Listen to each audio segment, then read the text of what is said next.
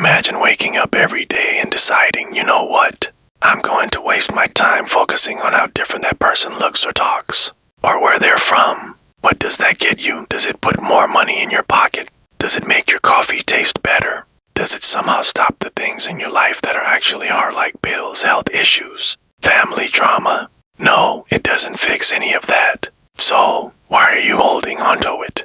It's like choosing to wear a pair of shoes that don't fit, but you keep walking in them anyway. They hurt your feet, they slow you down, and they make you miserable, but you keep putting them on day after day. Why? Because it's easier to focus on someone else than to deal with your own problems. It's easier to hate than to heal. Racism is the ultimate form of self-sabotage. You spend all your energy pushing others down only to find out that it doesn't lift you up. You're left in the same place you started, unfulfilled, tired, and maybe even a little bitter. Meanwhile, the people you're targeting, they're living their lives, finding joy, and pushing through the challenges you thought would hold them back. So, what have you really accomplished?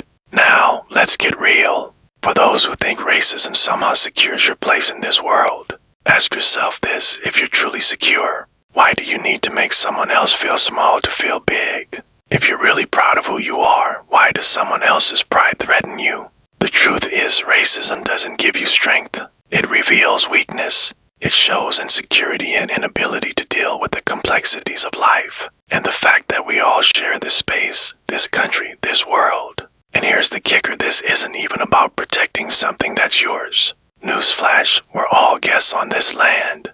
Unless you're Native American, your ancestors came. So what makes someone believe they have more of a claim to this country than the next person?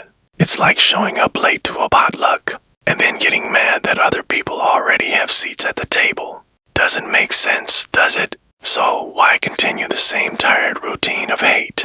Why waste the energy, the time, the breath? Every moment spent in hatred is a moment lost in life. You're not fixing anything. You're not growing. Just spinning your wheels, stuck in the same rut. Meanwhile, the world moves on without you. Maybe the better question is, what would happen if, just for one day, you decided not to wake up with that weight on your chest?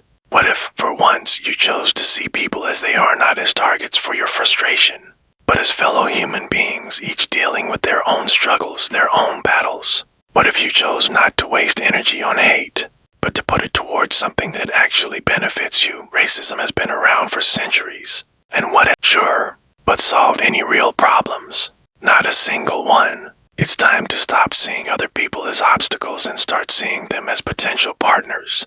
Because guess what?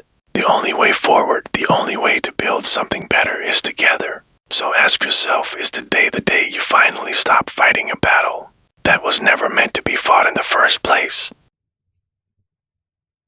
I've heard in Shakespeare it's spoken and asked, what's in a name? Well, it all begins with the name, the title. We are the United States of America, not the separated states of America.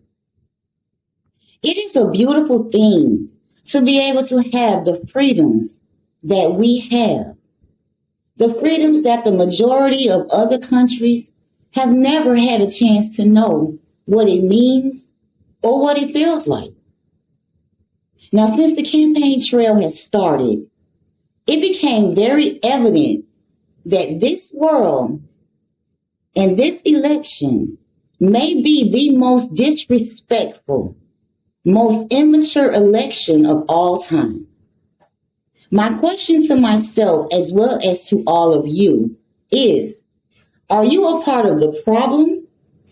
Are you part of the consider everyone solution? Or are you completely disengaged, leaving your future fate in the hands of people incapable of heartfelt consideration of other living people? I must admit, I don't know if it's sad or hilarious that a lot, and I didn't say all, but I said a lot of MAGA Christians think for some reason in their mind that it is okay with God to be racist. Now, when we hear everything from the Bible, God is of love, respect, and consideration of one another. Y'all are putting Trump in front of God.